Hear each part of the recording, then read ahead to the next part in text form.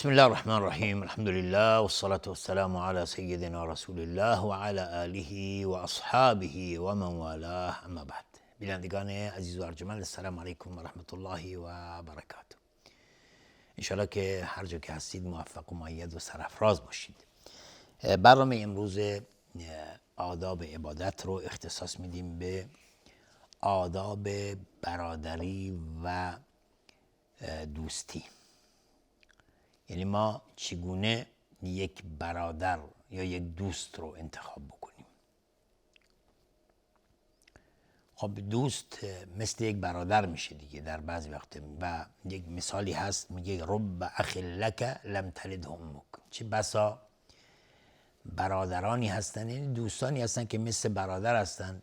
رب اخ لک یعنی چه بسا برادری است برای تو که مادرت اون رو نزاییده، یعنی برادر دینی توست ولی از برادر به تو نزدیکتره. خب اخوت در اسلام و به خاطر خدا از بزرگترین نعمت‌های الهی است که خداوند منت گذاشته بر ما مسلمانان. و اخوت در الله، در به حساب راه خدا، سبب چشیدن حلاوت ایمان میشه و بعضی وقتا انسان باعث میشه که اونها رو وقتی میبینه در طاعت و بندگی خداوند تلاش بکنه و نشستن با اونها باعث میشه که انسان هم علمش و هم ایمانش زیاد بشه. دوست خوب دست برادرش رو میگیره برای به سوی طاعت و عبادت و بندگی و دوری جستن از معصیت و گناه. و هر انسان مسلمان، هر بنده‌ای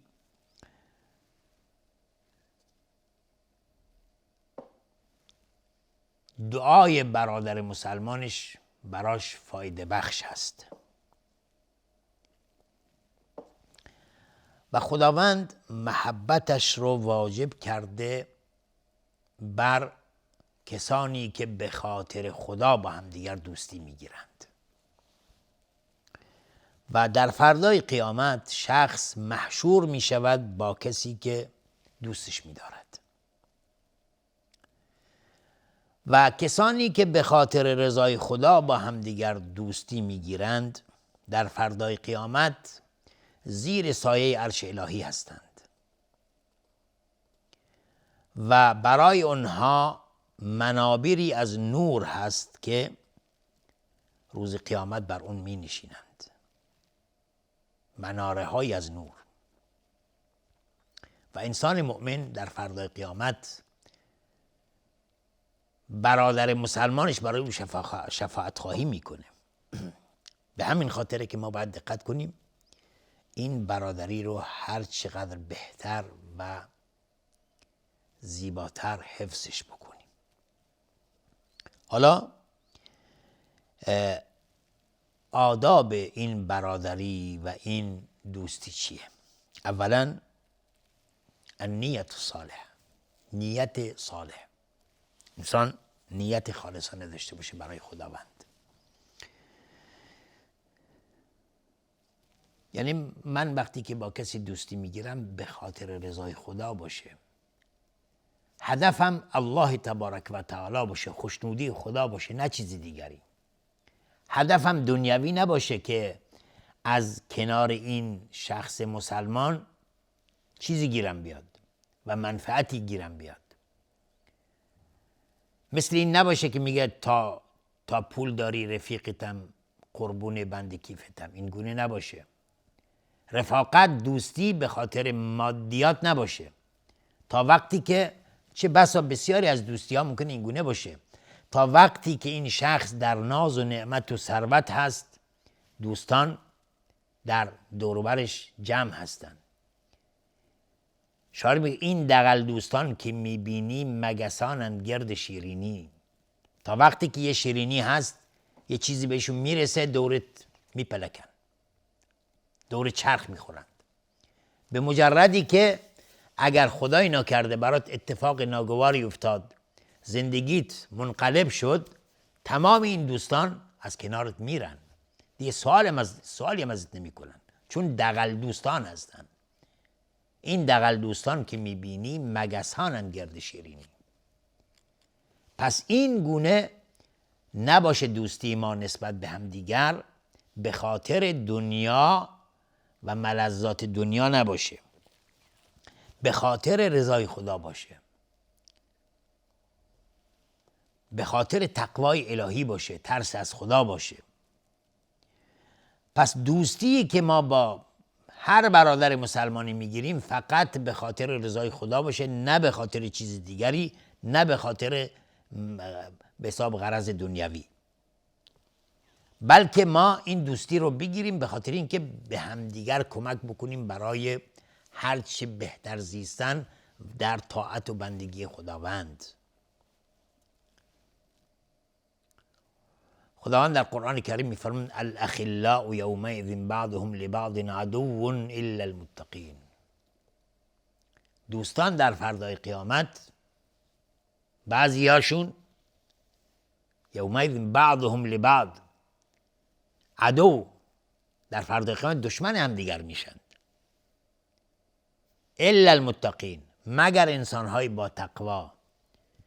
یعنی اگر دوستی از روی تقوا باشه، از روی خدا ترسی باشه، این ارزش داره نزد خداوند. اگر به خاطر مسائل دنیوی باشه، دیگه این دوستی در فردای قیامت تبدیل به چی میشه؟ دشمنی میشه. پس ما باید سعی کنیم که دوستیمون به خاطر خدا باشه و رسول خدا هم صلی الله علیه و سلم میفرمایند که هر وقت یکی از شما کسی یا برادر مسلمانش رو دوست داره به خاطر خدا، بهش بگه که من تو را به خاطر خدا دوست دارم. باید اظهار بکنه ای برادر من تو رو به خاطر خدا دوست دارم. از دیگر آداب دوستی و برادری انتخاب درست، انتخاب خوب. پس انسان مسلمان باید حریص باشه برای اینکه دوستان صالح رو انتخاب بکنه، دوستانی که دست او رو بگیرن به سوی طاعت و بندگی، نه دوستان ناباب که او رو به فلاکت و بدبختی و مخدرات و اینها بکشه. نه، دوستی رو انتخاب بکنی که تو رو راهنمایی بکنه. اگر اهل عبادت نیستی دست تو بگیره، برادر بریم با هم دیگه مسجد نماز بخونیم، به طاعت و بندگی و عبادت تو رو امر بکنه، تو رو از کارهای بد باز بداره. اگر خدای نکرده اهل مشروب و مخدرات اینا هستی، کم کم تو رو نصیحت میکنه، تو رو از این منجلاب دور میکنه. رسول خدا صلی الله علیه و سلم به همین خاطر میفرمایند که الرجل علی دین خلیله فلینظر احدکم من یخالل. شخص بر دین دوستش است، پس یکی از شما نگاه بکنه که با چه کسی دوستی میگیره. انتخاب دوست بسیار مهمه در اسلام. دوستی را انتخاب کن که دوست باشه. دوست اون باشد که گیرد دست دوست.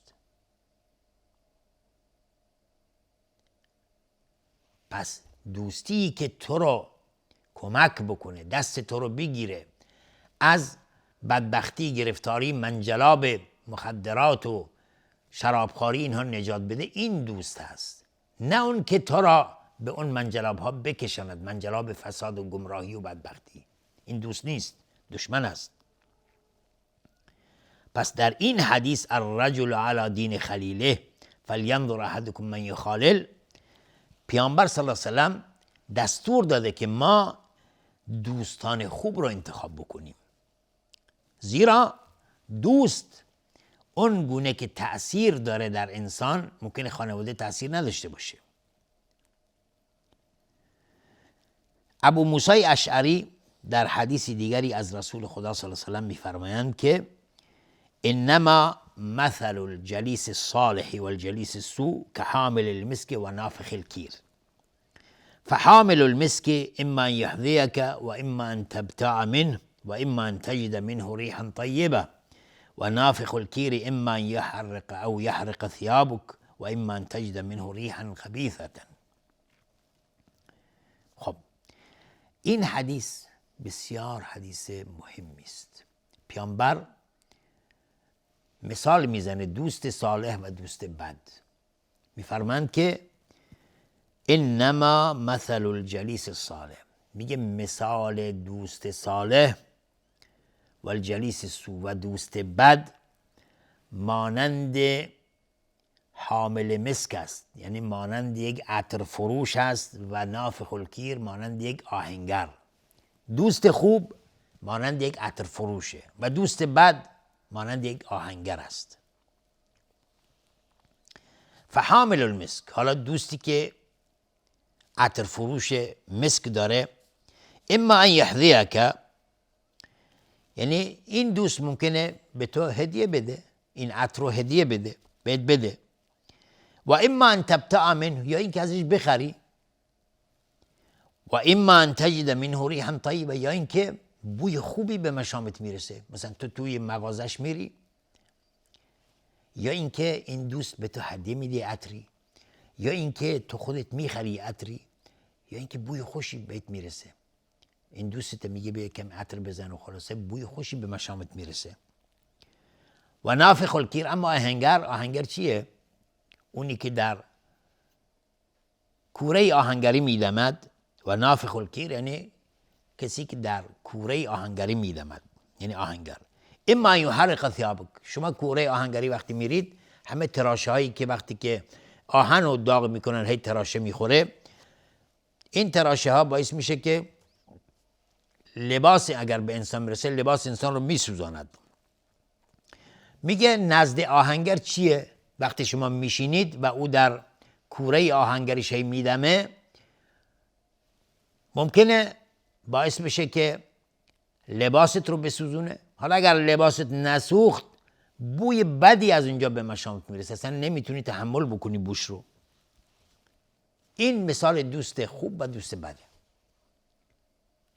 دوست خوب در هر حالت به تو منفعت میرسونه، ولی دوست بد آخرش به تو ضرر میرسونه. باز حدیثی دیگری داریم از ابو سعید خدری رضی الله عنه، میفرماند که پیامبر اکرم علیه السلام فرمودند لا تصاحب الا مؤمنا ولا یأکل طعامک الا تقی. میگه هرگز دوستی نگیر مگر با انسان مؤمن. یا کنید با غیر از مؤمن دوستی نگیر.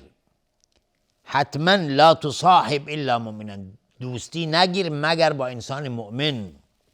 ولا یأکل طعامک الا تقی، و خوراکت هم نخورد هرگز مگر انسان با تقوا. یعنی انسانهای بیفایده بی خود اینا را راه نده بخوند، از خوراک تو نخورند. خوراک تو باید انسان با تقوا بخوره. انسانهای لاابال و بیبندوبار نخورند خوراک تو رو. باید انسانهای متقی بیان و خوراک تو رو بخورند. از دیگر آداب دوستی و برادری، دوست داشتن به خاطر خدا، الحب فی الله، دوست داشتن به خاطر خدا. اینی که انسان مسلمان برادرش رو دوست بداره، نه به خاطر خویشاوندی یا مصلحت یا چیزی دیگری، بلکه به خاطر رضای خدا. پیامبر اکرم صلی الله علیه و آله میفرمایند من سره ان یجد طعم الایمان فلیحب المرء لا یحبه الا لله. میگه کسی که دوست داره که حلاوت ایمان رو بچشه، طعم ایمان رو بچشه، پس شخص رو دوست نداره مگر به خاطر خدا. فلیحب المرء، پس شخص رو دوست بدارد، لا یحبه الا الله، و این محبت فقط به خاطر خداست. لا یحبه، دوستش نداره مگر به خاطر خدا او رو دوست بدارد. باز از ابن عباس رضی الله عنهما روایت است که رسول خدا صلی الله علیه و سلم فرمودن اوثق عور الایمان الموالات فی الله والمعادات فی الله والحب فی الله والبغض فی الله. میگه محکمترین پایه های ایمان و اساس ایمان الموالات فی الله،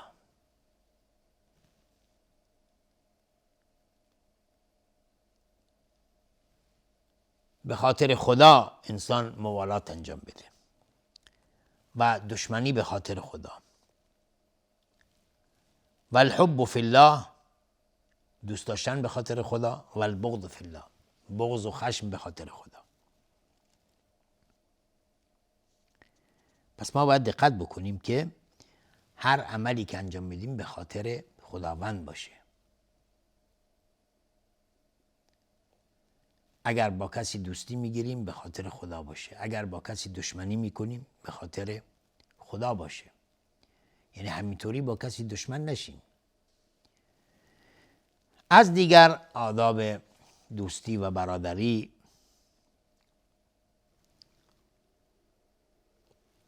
با خبر ساختن برادر یا اون شخصی که شما دوستش داری به اینکه او رو به خاطر خدا شما دوستش میداری.